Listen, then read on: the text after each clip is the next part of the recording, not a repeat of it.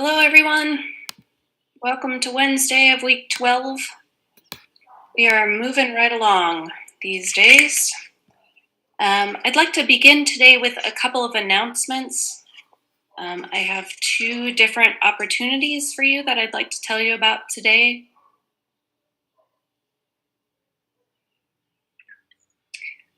The first is this, and some of you have already found this as a Canvas announcement. I think it comes to your email.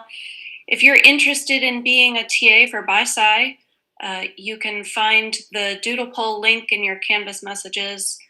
And those conversations with me start this coming week. They start on Monday. The opportunities are available. And I really do look forward to meeting more of you through that process. I get pretty excited about these conversations. And so please sign up if this is at all interesting to you. If you have questions before you sign up, please feel free to talk to your TAs or to message me or to message any of the LCs. And that should be, I can't wait. This is an exciting time of semester for me. So that's the first opportunity. The second opportunity is that at Shavers Creek in the spring, you can spend an entire semester at Shavers Creek through the SEED program. It's a series of classes, and so you'll be out at Shavers Creek on Tuesdays, Wednesdays, and Thursdays. It's a required component of RPTM, and yet it's really open to everybody. It's regardless of major. It's a great opportunity. I am biased, of course, to spend time outdoors learning about all kinds of different, it's about natural history, it's about team building, it's about how to be teaching in the outdoors. And it's really a beautiful opportunity. So if you are interested in this, you can see take a quick screenshot of this slide. You can see the website at the bottom, or you can contact Lori McLaughlin. She is the coordinator of the SEED semester. So that's an opportunity for you. It is run every spring through Shavers Creek. So if already for this coming spring, you have already scheduled and you're bummed that I'm announcing this so late, please know that it does happen next semester or next spring. It'll happen in spring of 2022 as well. So it's an ongoing opportunity. So those are my two opportunities for you today. And so now getting to where we are here in this part 3 of the course. And I really want to acknowledge that this is an interesting time for you. I can very clearly remember being a college student, and there's times that it's just not easy. You're in this middle place, stuck between being a kid and a grown-up in some ways. It might be that you're stuck between doing things that you want to do and doing things that other people want you to do. And of course, you are trying to find you during this college time. And you've heard me say before that I really believe that that's what college is for, to try out new things and figure out how you want to be in the world. And at the same time, there are these influential people, parents and pastors and whoever else, to professors and advisors who might be pushing you in different sorts of ways. And so there can be this real tension time. And now here I am telling you about food and about shelter and about transportation and about all these choices. And you might be feeling as though you don't really have power to make those choices. That right at this point in time for a variety of reasons. And I totally understand that. And so when I'm talking and speaking and when you are hearing from your TAs, it's all that we want you to consider these things. We're not trying to push our views on you, but that we hope that you are thinking and exploring and reflecting. As you sort through this stuff, you might come to places where you can see that that there are points that you definitely want to include in your life or definitely do not want to include. And so, as you get to those things, remember my question from last week about what is your main thing? So, you're going to come upon things that are non negotiables, and those are your main things. Those are the things that are going to be with you all the way through life. And so, as we move through this part three, please know that I am continuing to emphasize the power of choice. How you make those choices is a reflection of who you are and what you believe and understand. And so, today we're going to talk about shelter. Um, so, the theme of these four classes that we're going through now, the food, the shelter, next week, transportation, and slowing down, are all about how we reduce our footprint while improving our quality of life. So it's difficult, again, for all of you to consider options of shelter because you're really sometimes in a place where you just have to be. You're in that apartment with six other people piled into two bedrooms, or you're in a dorm where you don't have the power of choice. And yet, this is about you creating the best life for you as you move forward. So, these are things that we need to survive. We need to have food and clean water and shelter and clean air. Those are things that it takes to survive. And what's that? Today, we're going to focus on the shelter part. So, surviving means continuing to live or exist, especially in spite of danger or hardship. And so, think about where humans came from, where our history 20,000, 30,000, 60,000 years ago. So, thinking about shelter, the first one that we need to acknowledge is really our own skin. Our own skin shelters us from the world around, from the weather, and from disease. Our skin is a shelter. The clothes that we choose used to be like this, using other animal skins as shelter, whether it's as clothes or as actual shelter. And so this is where we were. This is what we've come from. And so now, how have we gone from this to where we are now?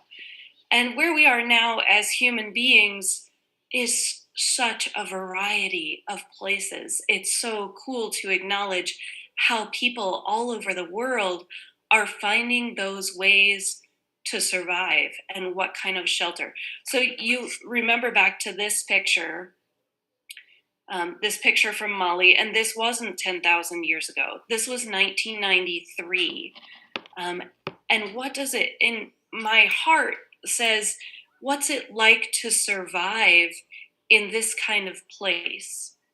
And survival is kind of what it is. Remember, the life expectancy here is only 48 years old. So now I want to challenge us to move past sort of that, maybe a place of judgment or a place of surprise, a place of just being Americans and things that we have. And I want you to really look at this picture and think about, what do you see in this picture is similar to where you grew up? What are you curious about in this picture? What's inspiring to you? What's different? And why is it different? And so I'd like you to take 2 minutes now in your Zoom groups to talk about this. Really look at more deeply at this picture of this home in Mali.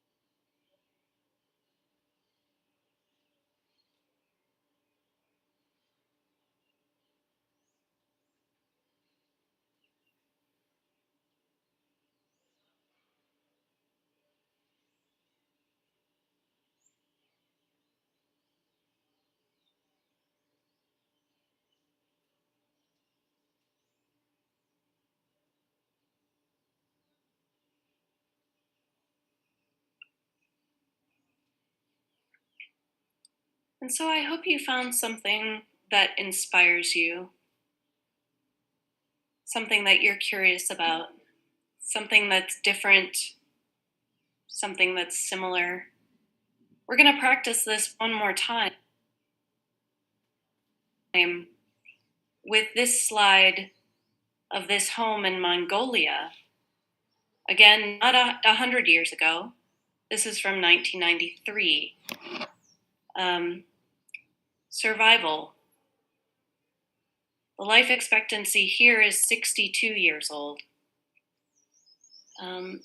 Their shelter. What do you take note of in this picture? What's similar to where you grew up? What's different? What are you curious about? What's inspiring to you? So take another 2 minutes and check out this picture.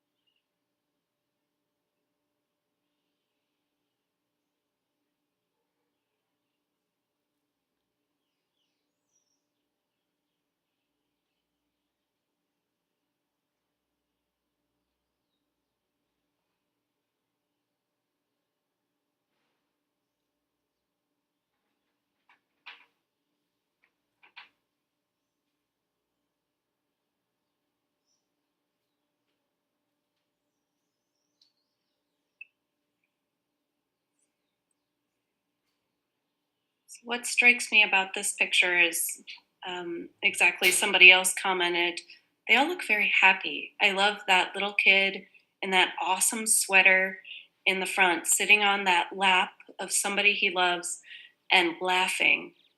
It looks like he's laughing so hard. I just love this picture because of that little kid and also the sheep that's just outside. And so it's so interesting to think about what we have come to understand as what we need for the way that we live these days. So here's my home taken on a gray November day. This is my American home built in the mid 1800s. And so, what's happened over time and what's happened in our American place, the evolution of what we need. So, planning for today's class, it made me think about surviving versus thriving. So, surviving is to continue to exist, especially in spite of danger and hardship. But thriving is to grow or develop well or vigorously, to prosper, to flourish. Oh my gosh, how I love that.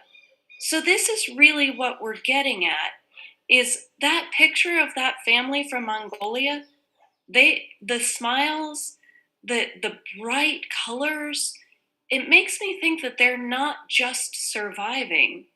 It makes me wonder if they're really thriving on the things that they have, the way that they live. And so, here in part 3, we're getting at this question, how can my choices lead to a reduced use of resources and improve the quality of my life? What do I need to thrive? So this doesn't just apply to the shelter lecture. Look, think back to food on Monday. So my body needs calories to survive.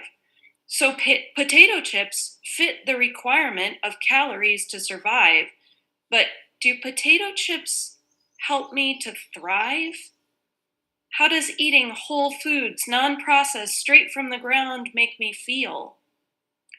Recently, I had a student share with me of his mom's garden, his story of his mom's garden, and how the vegetables that she grew, that he helped to grow, then were brought into the kitchen and made into this delicious food.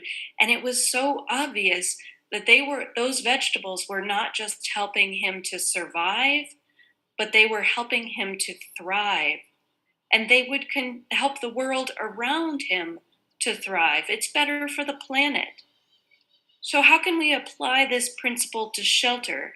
How can I have shelter that meets my needs, helps me to flourish, and is better for the planet? So, the average floor area, looking at the yellow house shape there, average floor area in 1950 was 1,000 square feet. And then 20 years later, it was 1,500 square feet. And then 30 years after that, it's 2,200 square feet. And now it's 2,600 square feet. It just has continued to grow and grow. And many homes today are being built with even more. 10% of new homes have over 4,000 square feet. And generally speaking, there are fewer people per house, more square footage than per person than ever before. And so this brings me to a comment that somebody just put in the chat looking at those other homes, that everyone is so close together.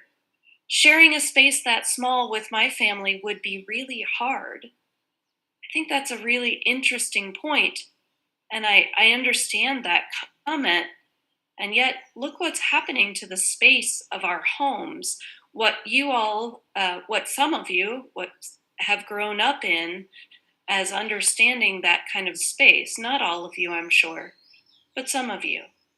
And so, thinking about that, I want to have you converse a little bit about how this space change, how does having your own space, your own room with your own amenities, how does that impact us, for better or for worse, or just because it is?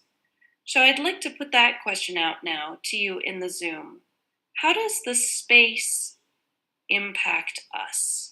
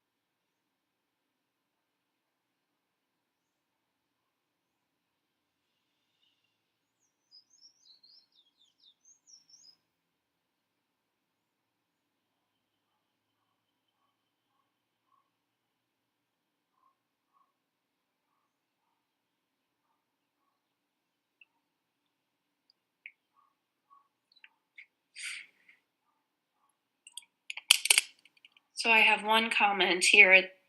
Somebody says that they had 8 people in their house, including 7 girls, and 2 bathrooms. One bathroom was for my dad and guests, and the other was ours. It was hell. I don't care how much space I have, but in my future home, there will be a few bathrooms. So to consider what we grew up, how we grew up, and how we choose to move forward, it definitely, just like I talked about my food choices, our food choices, the way we grew up also affects our future choices. So either considering that there might be fewer people per bathroom or more bathrooms is really, it's a very natural way to flow into making choices. So there's this book called The Future We Choose. It just came out in the spring of this year. And I found it to be very helpful for navigating where we are in class, as well as where we are at this point in time. And I found this really interesting link, a video that I'd like to share with you, that talks about this concept of space.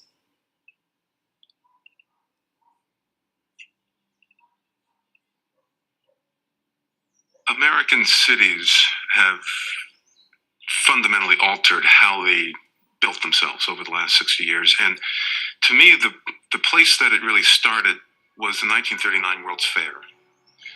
At what was the most successful World's Fair in history, the most successful exhibit was one called Futurama. To help us get a glimpse into the future of this unfinished world of ours, that has been created for the New York World's Fair, a thought-provoking exhibit of the developments ahead of us, a vivid tribute to the American scheme of living. Come, let's travel into the future. What will we see? Futurama portrayed the future of the city in that distant year 1960. The world we are now seeing is a vision, an artistic conception which may undergo many changes as it develops into the great realities of tomorrow. And it portrayed a city that was car-driven, lots of open spaces. You could live in the country and drive to your job downtown, and you'd have the best of 2 worlds. Over space, man has begun to win victory. Suburban splendor and urban excitement. Not coincidentally, Futurama was sponsored by General Motors, and they were promoting what we wanted. And it's my sense that 1939, just before the war, the clouds are looming over Europe. We go off to war, and we have this image that's mulling in our minds, and we come back and we implement Futurama. 15 million GIs came back from the war, clamoring for new homes and a piece of land in the country. Almost overnight, suburbia was born.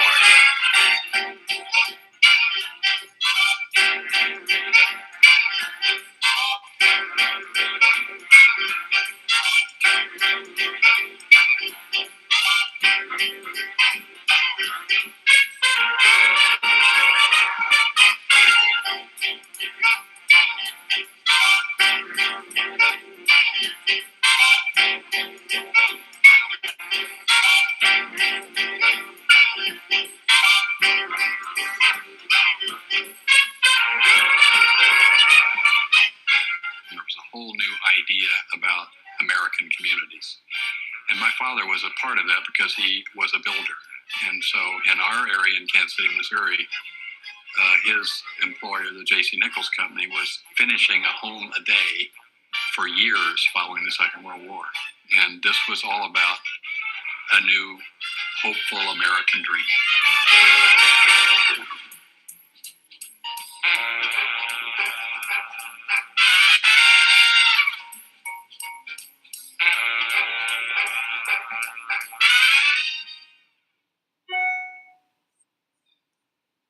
American cities have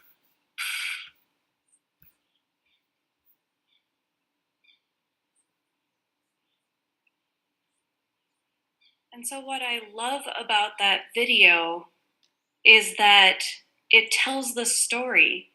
Remember, we've talked about how those stories shape our lives. This story, this video tells the story of how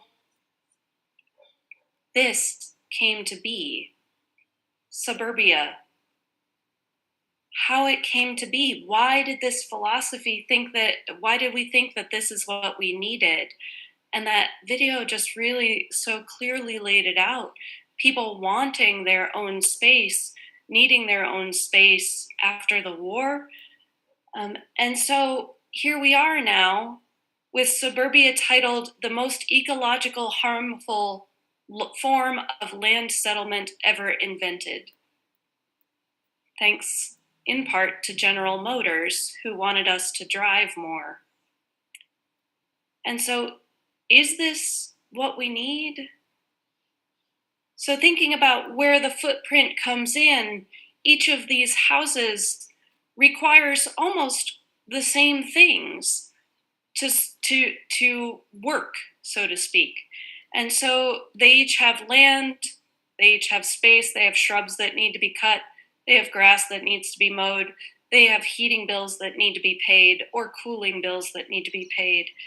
And so how the footprint comes in is this idea that the more land you own, farther from other houses, the more space that you use to live in, the more resources it requires to build, the more energy it takes to heat and to cool, the more furnishings that you need to own, the more cleaning and maintaining and organizing of stuff, as well as the cleaning and maintaining of the building itself. That means there's a bigger footprint. More money is spent. More time is spent. So new homes might be more efficient to run as far as heating and cooling and appliances and such, but they might be more efficient than older homes. But building new homes generates plenty of carbon dioxide. All of those supplies getting made, the wood getting milled and transported. And new homes are often larger, and so they're more efficient, but there's more space to heat and cool. And so when we think about the footprint, we're thinking about the smaller the house, the smaller the footprint. It's true for just the beginning of the house, thinking about what the resources are that are required, but then throughout the life of the house is also important to consider.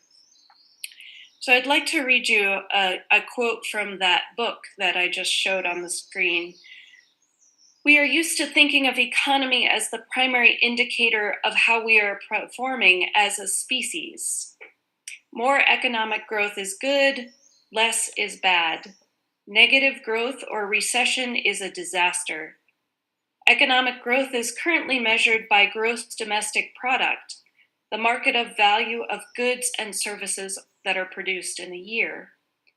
The idea that endless gross domestic product growth is the aim of responsible countries and is highly embedded in our cultures and becomes self-perpetuating as the media, politicians, business leaders, and others constantly refer to it as if it is second nature. But gross domestic product is a poor marker of what human beings need to thrive. It does not take into consideration the impacts of pollution or inequality, or to prioritize the value of health, education, or even happiness. It also places no value on the actions that regenerate degraded lands or that bring ailing oceans back to health. To illustrate the point, if you drink coffee from a disposable cup every day, the GDP, gross domestic product, will go up, but the forest will disappear and emissions will go up too.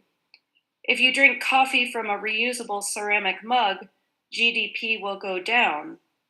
If you throw away your ceramic mug every day and buy new ones, the GDP will go through the roof and affect all of the environment around. And so, how do we balance these things? How do we find what we need to thrive? And so, in this moment, I'd like you to think about what would happen. Imagine this: if you have $10,000 to build a home, where would it be? How big would it be? What materials? Where would you get the materials? Who would design it? What kind of design would it be? And so I'd like you to take 4 minutes right now and to really brainstorm this on your own. And then we'll have a couple of minutes also to talk in your group. So consider your main thing. How could you make this happen? If somebody handed you $10,000 and say, I challenge you to build a home, what would you do?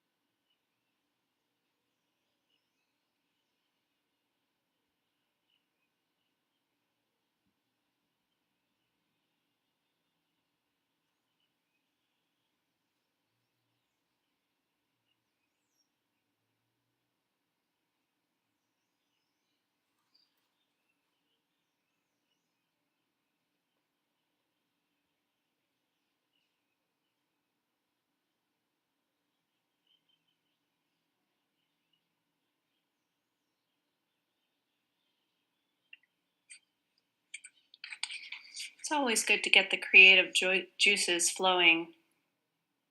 So I've seen some votes for van or school bus renovation, which I have had a student in the past that did this, and I follow his adventures now on Instagram, and it's pretty great for the life that he is excited about living. Um, Somebody suggested a barn dominium, a barn transferred into a condominium. And so there are possibilities for this, real life possibilities. So this is the story of Jess and Dan. They designed their tiny house in a computer program called SketchUp, which is available to everyone.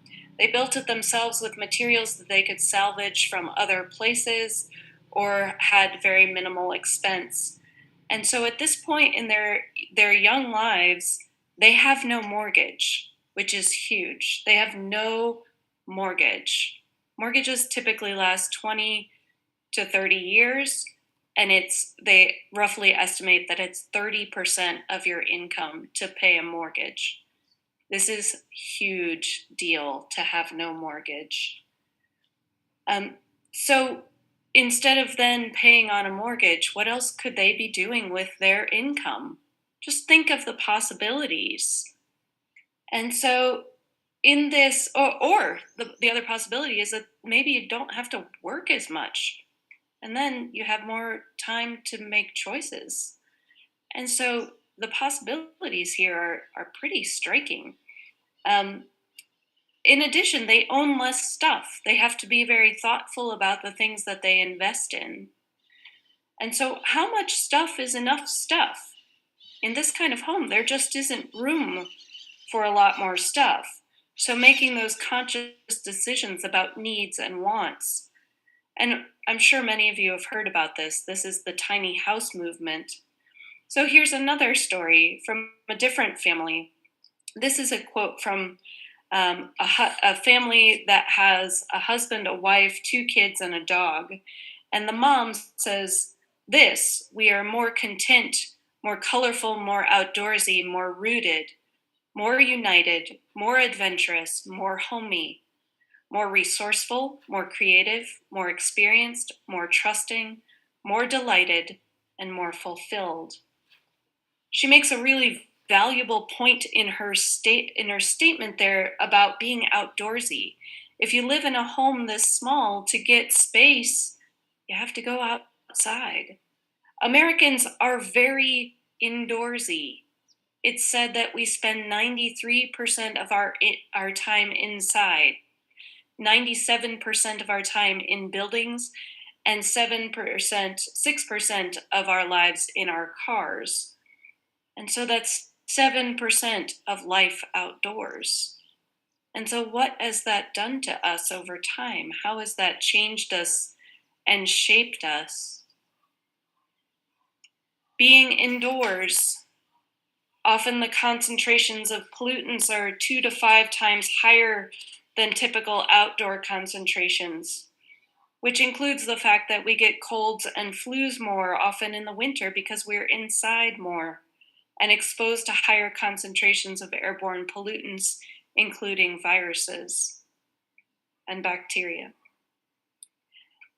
And Americans are so bad at being outside that I read one place that said, just spend 5 minutes out there. 5 minutes? That's not even 7% of our day.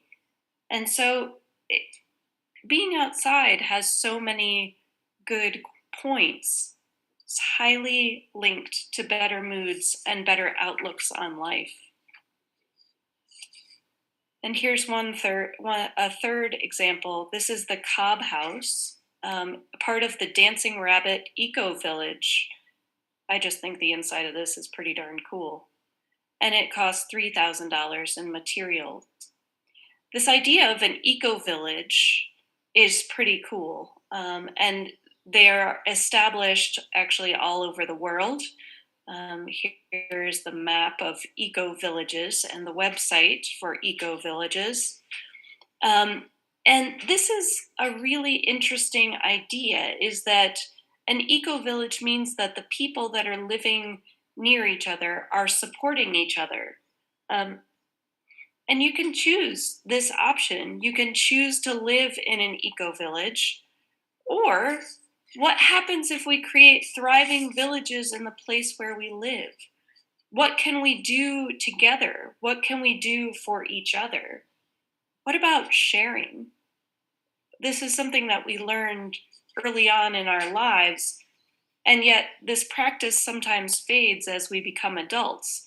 Um, because I need to have my own drill because I have projects, and I need to have my own blender because you never know when I'm going to just want to blend something up, and the list goes on and on of those things that we think that we need.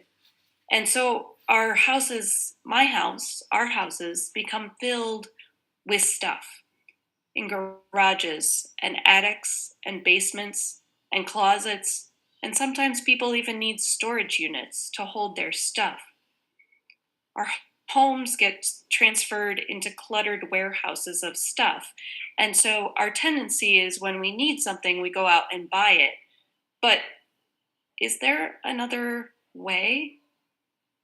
What happens when we can share our stuff? So if I only need a blender, say even once a month, and my neighbor Sarah has a blender, then heck, I could just like reach over the fence and borrow her blender. I know I have a neighbor that has a saw that I use pretty regularly, and yet he lets me borrow it.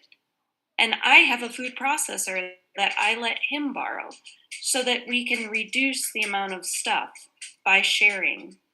We can organize community swaps of stuff. I know that here in State College, there's a Buy Nothing group on Facebook. And it's just people saying, hey, I have this thing and I don't need it anymore. If anybody wants to swing by my porch and pick it up, it's all yours for free. Some amazing stuff for free on the Buy Nothing group. And so communities can start a things library where anybody can borrow things. Life is a matter of choices, and every choice you make makes you. I'd like you to write this down.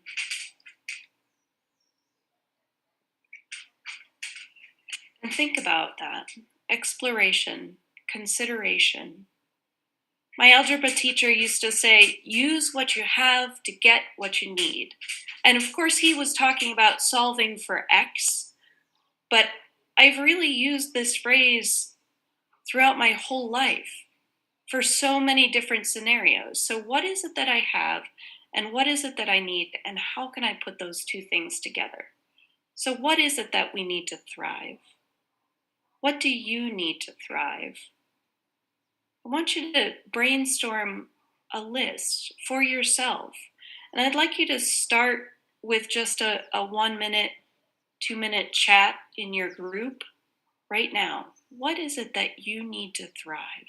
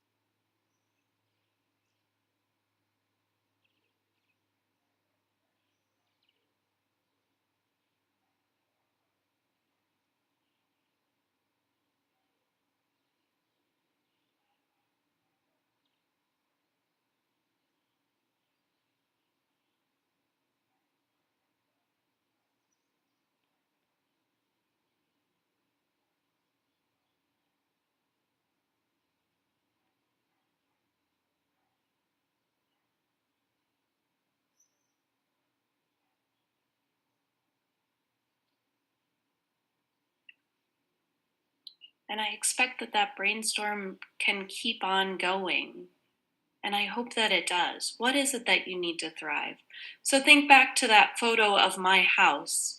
It is way more house than I need, even with my 3 boys. And so I love my house in many ways, but it is not what I need to thrive. When I bought it, I thought that it was. And I'm not in a place to make a different choice right now. And so for now, this is my place, and I'm going to do what I can to make it a place where I can thrive and my kids can thrive. And so choosing is what we need to really consider. What is it that helps us to thrive? Thank you very much for your listening and your participation, and I hope that you have a beautiful day.